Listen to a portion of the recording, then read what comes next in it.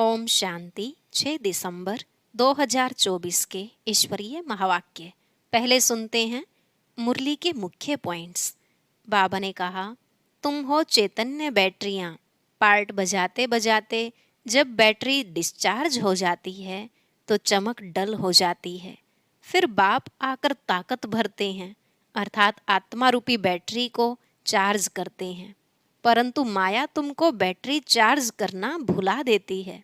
बाप के साथ योग लगाने से घड़ी घड़ी बुद्धि हट जाती है तो कितना नुकसान होता है। न हटे उसके लिए ही पुरुषार्थ कराया जाता है। बाबा ने कहा, कभी कभी माया बच्चों से गफलत करा देती है। यह भी पिछाड़ी तक होता रहेगा। यहाँ जो अच्छी रीति पुरुषार्थ कर मुरब्बी बच्चा बनेंगे वही भविष्य में ऊंच पद पाएंगे। अभी ब्राह्मणों की माला नहीं बन सकती क्योंकि अवस्था बदली सदली होती रहती है। ज्ञान और योग में जो मस्त रहते हैं वास्तव में वही बड़े हैं। लास्ट में बाबा ने कहा, तुम श्रीमत पर श्रेष्ठ बन रहे हो तो जरूर आने वाली श्रेष्ठ सृष्टि पर भी आप ही रहेंगे। यह सब बातें दिल में नोट करनी है और बुद्धि में धारण करनी है। परंतु सुनते तो भले सभी हैं, लेकिन कोई कोई के कानों से ज्ञान बह जाता है। उनको पता ही नहीं भगवान पढ़ाने आए हैं। नहीं तो यह पढ़ाई कितनी खुशी से पढ़नी चाहिए। अब सुनते हैं महावाक्यों को विस्तार से। बाबा ने कहा, मीठे बच्चे, तुम अभी पुरुषोत्तम संगम युग पर हो। तुम्हें यहाँ रहते नई दुनिया को याद करना है और आत्मा को पावन बनाना है। प्रश्न, बाप ने तुम्हें ऐसी कौन सी समझ दी है जिससे बुद्धि का ताला खुल गया? उत्तर, बाप ने इस बेहद अनादि ड्रामा की ऐसी समझ दी है जिससे बुद्धि पर जो गोडरेज का ताला लगा था वह खुल गया। पत्थर बुद्धि से पारस बुद्धि बन गए। बाप ने समझ दी है कि इस ड्रामा में हर एक एक्टर का अपना अपना अनादि पार्ट है। जिसने कल्प पहले जितना पढ़ा है वह अभी भी पढ़ेंगे। पुरुषार्थ कर अपना वर्षा लेंगे। ओम शांति। रूहानी बच्चों प्रति रूहानी बाप बैठ सिखलाते हैं। जब से बाप बना है तब से ही टीचर भी है, तब से ही फिर सतगुरु के रूप में शिक्षा दे रहे हैं। यह तो बच्चे समझते ही हैं। जबकि वह बाप टीचर गुरु है तो छोटा बच्चा तो नहीं है ना। ऊंच ते ऊंच बड़े ते बड़ा है। बाप जानते हैं यह सब मेरे बच्चे हैं।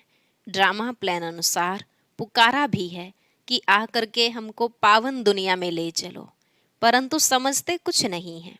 अभी तुम समझते हो पावन दुनिया सतयुग को, पतित दुनिया कलयुग को कहा जाता है। कहते भी हैं, आकर के हमको रावण की जेल से लिबरेट कर, दुखों से छुड़ाकर अपने शांति धाम सुख धाम में ले चलो। नाम दोनों अच्छे हैं, मुक्ति जीवन मुक्ति व शांति धाम सुख धाम। सिवाय तुम बच्चों के और कोई की बुद्धि में नहीं है कि शांति धाम कहाँ सुख धाम कहाँ होता है। बिल्कुल ही बेसमझ हैं। तुम्हारी एम ऑब्जेक्ट ही समझदार बनने की है। बेसमझों के लिए एम ऑब्जेक्ट होती है कि ऐसा समझदार बनना है, सभी को सिखलाना है। यह है एम ऑब्जेक्ट, मनुष्य से देवता बनना। यह है ही मनुष्यों की सृष्टि। वह है देवताओं की सृष्टि। सतयुग में है देवताओं की सृष्टि, तो जरूर मनुष्यों की सृष्टि कलयुग में होगी। अब मनुष्य से देवता बनना है तो जरूर पुरुषोत्तम संगम युग भी होगा। वह हैं देवताएं, यह हैं कलयुग। देवताएं हैं समझदार। बाप ने ही ऐसा समझदार बनाया है। बाप जो विश्व का मालिक है, भल मालिक बनता नहीं है परंतु गाया तो जाता है ना। बेहद का बाप बेहद का सुख देने वाला है। बेहद का सुख होता ही है नई दुनिया में और बेहद का दुख होता है पुरानी दुनिया में। देवताओं के चित्र भी तुम्हारे सामने हैं, उन्हों का गायन भी है। आजकल तो 5 भूतों को भी पूजते रहते हैं। अभी बाप तुमको समझाते हैं, तुम हो पुरुषोत्तम संगम युग पर। तुम्हारे में भी नंबरवार पुरुषार्थ अनुसार जानते हैं। हमारी एक टांग स्वर्ग में, एक टांग नरक में है। रहते तो यहाँ हैं, परंतु बुद्धि नई दुनिया में है, और जो नई दुनिया में ले जाते हैं उनको याद करना है। बाप की याद से ही तुम पवित्र बनते हो, यह शिव बाबा बैठ समझाते हैं। शिव जयंती मनाते तो जरूर हैं, परंतु शिव बाबा कब आया, क्या आकर किया, यह कुछ भी पता नहीं है। शिवरात्रि मनाते हैं और श्री कृष्ण की जयंती मनाते हैं। वही अक्षर जो श्री कृष्ण के लिए कहते हैं वह शिव बाबा के लिए तो नहीं कहेंगे, इसलिए उनकी फिर शिवरात्रि कहते हैं। अर्थ कुछ नहीं समझते। तुम बच्चों को तो अर्थ समझाया जाता है। अथाह दुख हैं कलयुग के अंत में, फिर अथाह सुख होते हैं सतयुग में। यह तुम बच्चों को अभी ज्ञान मिला है। तुम आदि मध्य अंत को जानते हो। जिन्होंने कल्प पहले पढ़ा है वही अब पढ़ेंगे। जिसने जो पुरुषार्थ किया होगा वही करने लगेंगे, और ऐसा ही पद भी पाएंगे। तुम्हारी बुद्धि में पूरा चक्र है। तुम ही ऊंचते ऊंच पद पाते हो, फिर तुम उतरते भी ऐसे हो। बाप ने समझाया है, यह जो भी मनुष्यों की आत्माएं हैं, माला है ना, सब नंबरवार आती है। हर एक एक्टर को अपना अपना पार्ट मिला हुआ है। किस समय किसको क्या पार्ट बजाना है, यह अनादि बना बनाया ड्रामा है जो बाप बैठ समझाते हैं। अब जो तुमको बाप समझाते हैं वह अपने भाइयों को समझाना है। तुम्हारी बुद्धि में है कि हर 5000 वर्ष बाद बाप आकर हमको समझाते हैं, हम फिर भाइयों को समझाते हैं। भाई भाई आत्मा के संबंध में हैं। बाप कहते हैं, इस समय तुम अपने को अशरीरी आत्मा समझो। आत्मा को ही अपने बाप को याद करना है पावन बनने के लिए। आत्मा पवित्र बनती है तो फिर शरीर भी पवित्र मिलता है। आत्मा अपवित्र तो जेवर भी अपवित्र। नंबरवार तो होते ही हैं। फीचर्स एक्टिविटी एक न मिले दूसरे से। नंबरवार सब अपना अपना पार्ट बजाते हैं, फर्क नहीं पड़ सकता। नाटक में वही सीन देखेंगे जो कल देखी होगी, वही रिपीट होगी ना। यह फिर बेहद का और कल का ड्रामा है। कल तुमको समझाया था, तुमने राजाई ली फिर राजाई गवाई। आज फिर समझ रहे हो राजाई पाने लिए। आज भारत पुराना नर्क है, कल नया स्वर्ग होगा। तुम्हारी बुद्धि में है, अभी हम नई दुनिया में जा रहे हैं, श्रीमत पर श्रेष्ठ बन रहे हैं। श्रेष्ठ जरूर श्रेष्ठ सृष्टि पर रहेंगे। यह लक्ष्मी नारायण श्रेष्ठ हैं तो श्रेष्ठ स्वर्ग में रहते हैं। जो भ्रष्ट हैं वो नरक में रहते हैं। यह राज तुम अभी समझते हो। इस बेहद के ड्रामा को जब कोई अच्छी रीति समझे तब बुद्धि में बैठे। शिवरात्रि भी मनाते हैं परंतु जानते कुछ भी नहीं हैं। तो अब तुम बच्चों को रिफ्रेश करना होता है। तुम फिर औरों को भी रिफ्रेश करते हो। अभी तुमको ज्ञान मिल रहा है, फिर सदगति को पालेंगे। बाप कहते हैं, मैं स्वर्ग में नहीं आता हूँ। मेरा पार्ट ही है पतित दुनिया को बदल पावन दुनिया बनाना। वहाँ तो तुम्हारे पास कारून का खजाना होता है, यहाँ तो कंगाल हैं। इसलिए बाप को बुलाते हैं, आकर बेहद का वर्षा दो। कल्प कल्प बेहद का वर्षा मिलता है, फिर कंगाल भी हो जाते हैं। चित्रों पर समझाओ तब समझ सके। पहले नंबर में लक्ष्मी नारायण, फिर 84 जन्म लेते मनुष्य बन गए। यह ज्ञान अभी तुम बच्चों को मिला है। तुम जानते हो, आज से 5000 वर्ष पहले आदि सनातन देवी देवता धर्म था, जिसको वैकुंठ, पैराडाइज, डीटी वर्ल्ड भी कहते हैं। अभी तो नहीं कहेंगे, अभी तो डेविल वर्ल्ड है। डेविल वर्ल्ड की एंड, डीटी वर्ल्ड की आदि का अब है संगम। यह बातें अभी तुम समझते हो और कोई के मुख से सुन न सको। बाप ही आकर इनका मुख लेते हैं। मुख किसका लेंगे समझते नहीं हैं। बाप की सवारी किस पर होगी? जैसे तुम्हारी आत्मा की इस शरीर पर सवारी है ना। शिव बाबा को अपनी सवारी तो है नहीं, तो उनको मुख जरूर चाहिए, नहीं तो राजयोग कैसे सिखाएं? प्रेरणा से तो नहीं सीखेंगे। तो यह सब बातें दिल में नोट करनी है।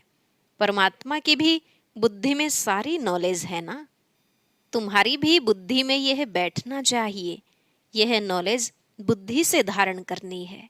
कहा भी जाता है तुम्हारी बुद्धि ठीक है ना। बुद्धि आत्मा में रहती है, आत्मा ही बुद्धि से समझ रही है। तुम्हारी पत्थर बुद्धि किसने बनाई? अभी समझते हो रावण ने हमारी बुद्धि क्या बना दी है। कल तुम ड्रामा को नहीं जानते थे। बुद्धि को एकदम गोडरेज का ताला लगा हुआ था। गॉड अक्षर तो आता है ना। बाप जो बुद्धि देते हैं वह बदलकर पत्थर बुद्धि हो जाती है। फिर बाप आकर ताला खोलते हैं। सतयुग में है ही पारस बुद्धि। बाप आकर सबका कल्याण करते हैं।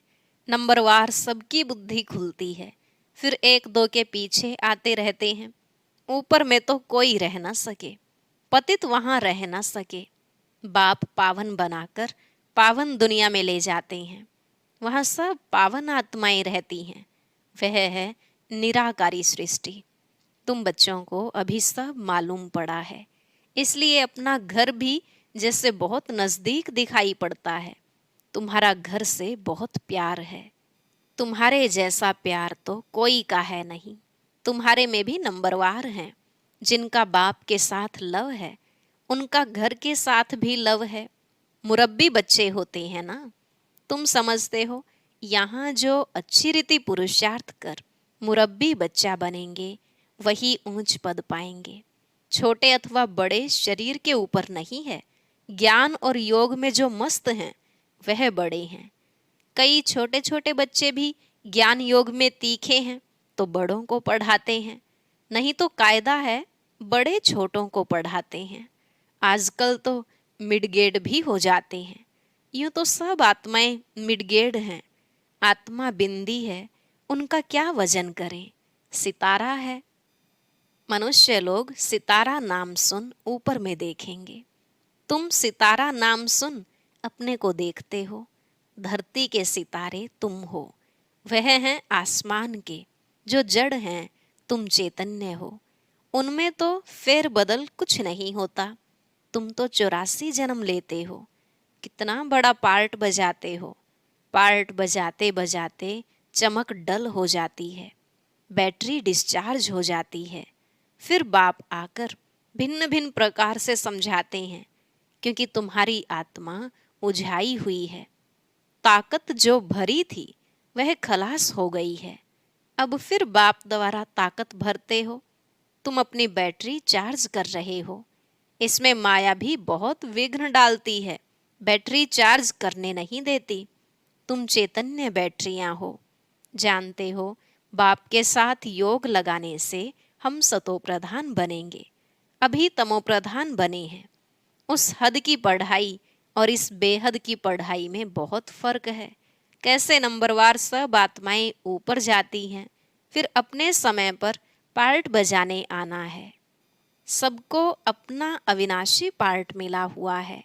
तुमने यह 84 का पार्ट कितनी बार बजाया होगा? तुम्हारी बैटरी कितनी बार चार्ज और डिस्चार्ज हुई है? जब जानते हो हमारी बैटरी डिस्चार्ज है तो फिर चार्ज करने में देरी क्यों करनी चाहिए? परंतु माया बैटरी चार्ज करने नहीं देती। माया बैटरी चार्ज करना तुमको भुला देती है। घड़ी घड़ी बैटरी डिस्चार्ज करा देती है। कोशिश करते हो बाप को याद करने की, परंतु कर नहीं सकते हो। तुम्हारे में जो बैटरी चार्ज कर सतो प्रधान तक नजदीक आते हैं, उनसे भी कभी कभी माया गफलत कराए बैटरी डिस्चार्ज कर देती है। यह पिछाड़ी तक होता रहेगा। फिर जब लड़ाई का अंत होता है तो सब खत्म हो जाते हैं। फिर जिसकी जितनी बैटरी चार्ज हुई होगी उस अनुसार पद पाएंगे। सभी आत्माएं बाप के बच्चे हैं। बाप ही आकर सबकी बैटरी चार्ज कराते हैं। खेल कैसा वंडरफुल बना हुआ है। बाप के साथ योग लगाने से घड़ी घड़ी हट जाते हैं तो कितना नुकसान होता है। न हटें उसके लिए पुरुषार्थ कराया जाता है। पुरुषार्थ करते करते जब समाप्ति होती है तो फिर नंबरवार पुरुषार्थ अनुसार तुम्हारा पार्ट पूरा होता है। जैसे कल्प कल्प होता है, आत्माओं की माला बनती रहती है। तुम बच्चे जानते हो, रुद्राक्ष की माला है, विष्णु की भी माला है। पहले नंबर में तो उनकी माला रखेंगे ना। बाप दैवी दुनिया रचते हैं ना। जैसे रुद्र माला है वैसे रुंड माला है। ब्राह्मणों की माला अभी नहीं बन सकेगी, बदली सदली होती रहेगी। फाइनल तब होंगे जब रुद्र माला बनेगी। यह ब्राह्मणों की भी माला है, परंतु इस समय नहीं बन सकती। वास्तव में प्रजापिता ब्रह्मा की सब संतान है। शिव बाबा के संतान की भी माला है, विष्णु की भी माला कहेंगे। तुम ब्राह्मण बनते हो तो ब्रह्मा की और शिव की भी माला चाहिए। यह सारा ज्ञान तुम्हारी बुद्धि में नंबरवार है। सुनते तो सभी हैं, परंतु कोई का उस समय ही कानों से निकल जाता है, सुनते ही नहीं। कोई तो पढ़ते ही नहीं, उनको पता ही नहीं भगवान पढ़ाने आए हैं, पढ़ते ही नहीं हैं। यह पढ़ाई तो कितना खुशी से पढ़नी चाहिए। अच्छा, मीठे मीठे सिकिलधे बच्चों प्रति माता पिता बाप दादा का याद प्यार और गुड मॉर्निंग। रूहानी बाप की रूहानी बच्चों को नमस्ते। रूहानी बच्चों की रूहानी बाप दादा को नमस्ते नमस्ते, गुड मॉर्निंग, शुक्रिया बाबा, शुक्रिया। धारणा के लिए मुख्य सार। पहला पॉइंट, याद की यात्रा से आत्मा रूपी बैटरी को चार्ज कर सतो प्रधान तक पहुंचना है। ऐसी कोई गफलत नहीं करनी है जो बैटरी डिस्चार्ज हो जाए। दूसरा, मुरब्बी बच्चा बनने के लिए बाप के साथ साथ घर से भी लव रखना है। ज्ञान और योग में मस्त बनना है। बाप जो समझाते हैं वह अपने भाइयों को भी समझाना है। आज का वरदान, एक बाप को अपना संसार बनाकर सदा एक की आकर्षण में रहने वाले कर्म बंधन मुक्त भव। एक बाप को अपना संसार बनाकर सदा एक की आकर्षण में रहने वाले कर्म बंधन मुक्त भव। बाबा ने कहा, सदा इसी अनुभव में रहो कि एक बाप दूसरा ना कोई, बस एक बाबा ही संसार है और कोई आकर्षण नहीं, कोई कर्म बंधन नहीं। अपने किसी कमजोर संस्कार का भी बंधन ना हो। जो किसी पर मेरेपन का अधिकार रखते हैं उन्हें क्रोध या अभिमान आता है, यह भी कर्म बंधन है। लेकिन जब बाबा ही मेरा संसार है, यह स्मृति रहती है, तो सब मेरा मेरा एक मेरे बाबा में समा जाता है और कर्म बंधनों से सहज ही मुक्त हो जाते हैं। स्लोगन, महान आत्मा वह है जिसकी दृष्टि और वृत्ति बेहद की है। महान आत्मा वह है जिसकी दृष्टि और वृत्ति बेहद की है। अच्छा, ओम शांति। अब सुनते हैं आज की अव्यक्त मुरली। इसके लिए ऊपर दिए गए बॉक्स पर क्लिक करें।